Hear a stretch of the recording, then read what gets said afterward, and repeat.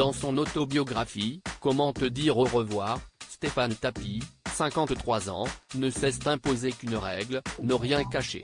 Abordant tous les sujets, le premier fils de l'homme d'affaires Bernard Tapie ne cache rien de sa tristesse, de son désarroi d'avoir été privé trop tôt d'un père pourtant parfois très difficile à gérer avec ses colères, ses idées fixes et son caractère si particulier. Mais il parle également de sa mère, Michèle, morte en 2000 après une vie faite d'addiction, notamment à l'alcool.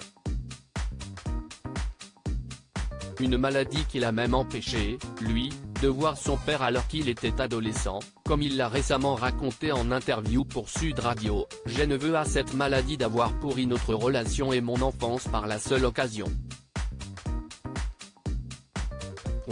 J'étais son seul garçon, je devais rester auprès d'elle. »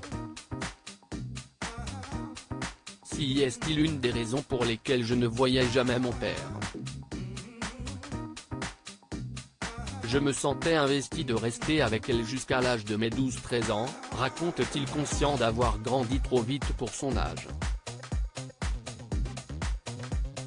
Pourtant, dans la même interview, il rend hommage à sa mère, également celle de sa sœur Nathalie, à peine âgée d'1 an de plus que lui, qui se battait pour s'en sortir. Elle a fait 99% du chemin.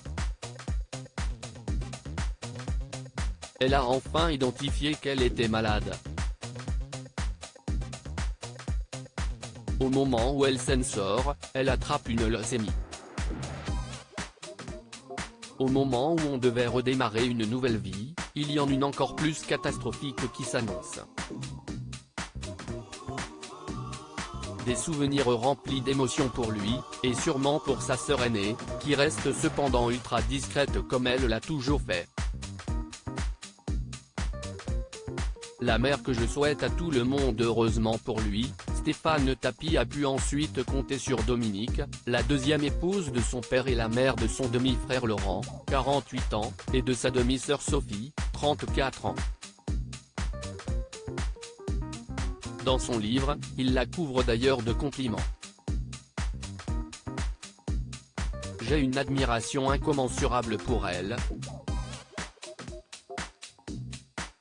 Si est-il la femme et la mère que je souhaite à tout le monde, explique-t-il notamment, avant de révéler que celle-ci a tenté de soutenir son père jusqu'à la fin. Elle était solidaire des dettes, donc elle est plus que ruinée. Je pense qu'il s'est senti tellement invulnérable, intuable, qu'il a fini par croire qu'il allait battre son cancer.